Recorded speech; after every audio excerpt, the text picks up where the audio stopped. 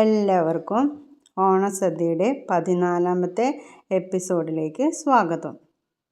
ഇന്ന് ഞാനിവിടെ ഉണ്ടാക്കാൻ പോകുന്നത് ഒരു കാളൻ റെസിപ്പിയാണ്. ഓണസദ്യയിൽ നമുക്ക് ഒഴിച്ചുകൂടാൻ സാധിക്കാത്ത ഒരു വിഭവമാണ് കാളൻ. അപ്പോൾ എൻ്റെ ചാനൽ ഇതുവരെ സബ്സ്ക്രൈബ് ചെയ്തിട്ടില്ലാത്തവരെ സബ്സ്ക്രൈബ് ചെയ്യേണ്ടതാണ്. ഈ വീഡിയോയുടെ അവസാനം കാളനെ രുചി കൂട്ടാനായിട്ട് ഞാനൊരു ടിപ്പ് പറയുന്നുണ്ട്. അപ്പോഴാരും സ്കിപ്പ് ചെയ്യാതെ കാണേണ്ടതാണ്. ഈ കാളൻ ഉണ്ടാക്കുന്നതിനായിട്ട് ഞാനിവിടെ ചേനയാണ് എടുത്തിരിക്കുന്നത്. 1 കപ്പ് ചേനയും 1 കപ്പ് നേന്ത്രക്കായയും ക്യൂബ്സായിട്ട് അരിഞ്ഞത് എടുത്തിട്ടുണ്ട്.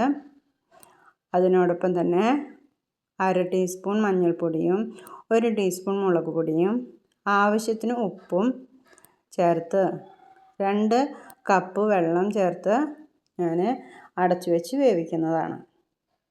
ഇതിന് നല്ല വേവുണ്ട്. അപ്പോൾ ആവശ്യക്കാർക്ക് ഇത് കുക്കറിൽ അടിച്ചെടുക്കുകയും ചെയ്യാം. അപ്പോൾ വെള്ളം കുറച്ച് വെച്ചാൽ മതി മാത്രം. ഞാനിവിടെ ചട്ടിയിലാണ് വേവിച്ചെടുക്കുന്നത്. ഇടയ്ക്കൊന്ന് ഇളക്കി കൊടുക്കും വേണം, അല്ലെങ്കിൽ അടി പിടിക്കും. അപ്പോൾ ഇത് വെന്ത് വരുന്ന നേരം കൊണ്ട് നമുക്കിതിന് വേണ്ട അരപ്പ് തയ്യാറാക്കാം. അരപ്പ് തയ്യാറാക്കാനായിട്ട് ഞാനിവിടെ എടുത്തിരിക്കുന്നത് 1 കപ്പ് തേങ്ങയാണ്. അതോടൊപ്പം തന്നെ 1 ടീസ്പൂൺ ജീരകവും 1 ടീസ്പൂൺ കുരുമുളകും ആണ് ഞാനിവിടെ അരയ്ക്കാനായിട്ട് എടുത്തിരിക്കുന്നത്. അരപ്പ് നല്ല വെണ്ണ പോലെ അരച്ചെടുക്കേണ്ടതാണ്. അതിനുശേഷം നമ്മുടെ കഷ്ണങ്ങൾ വെന്തോ എന്ന് ചെക്ക് ചെയ്തിട്ട് വെന്ത് കഴിഞ്ഞാൽ നല്ലോണം വെള്ളം വറ്റിച്ചെടുക്കണം. വെള്ളമൊന്നും ഉണ്ടാവാൻ പാടില്ല. വെള്ളം ഉണ്ടെങ്കിൽ നമ്മുടെ കറി നല്ല അഴവായിട്ട് മാറും. അപ്പോൾ വെള്ളമൊക്കെ വറ്റിച്ചതിന് ശേഷം നമുക്കതിലേക്ക് അരപ്പ് ചേർത്ത് കൊടുക്കാം. അരപ്പ് ചേർത്ത് കുറച്ച് വേപ്പിലയും കുറച്ച് പച്ചമുളകും ചേർത്തിട്ട് ഞാൻ നന്നായി ഇളക്കി കൊടുക്കുന്നുണ്ട്. ഒരു 10 മിനിറ്റ് ഇതിന് ശേഷം ഒന്ന് തിളപ്പിച്ചെടുക്കേണ്ടതാണ്. 10 മിനിറ്റ് നമ്മൾ ആ അരപ്പ് വെന്ത് വരുന്നത് വരെ നന്നായി ഒന്ന് തിളപ്പിക്കാം. അതിന് ശേഷം നമുക്ക് കറിയിലേക്ക് തൈര് ചേർത്ത് കൊടുക്കാം. ഞാനിവിടെ കുറച്ച് മഞ്ഞൾപ്പൊടി കൂടി ചേർക്കുന്നുണ്ട്. മഞ്ഞൾപ്പൊടി കുറവാണെന്ന് തോന്നിയതുകൊണ്ടാണ് ചേർക്കുന്നത്. നിങ്ങൾ ആവശ്യമുണ്ടെങ്കിൽ മാത്രം ചേർത്താൽ മതി. ഇതിലേക്ക് കറിയിലേക്ക് കൊടുക്കുന്ന തൈര് ഒരു ഇടത്തരം പുളിയുള്ള തൈരായിരിക്കണം. നല്ല കട്ടിയുള്ള ഇടത്തരം പുളിയുള്ള തൈരിലേക്ക് ഞാൻ 1 ടീസ്പൂൺ ഉപ്പ് ചേർത്തിട്ട് നന്നായി ഇളക്കി എന്നിട്ട് അതിലേക്ക് ചേർത്ത് കൊടുക്കുകയാണ് കറിയിലേക്ക്.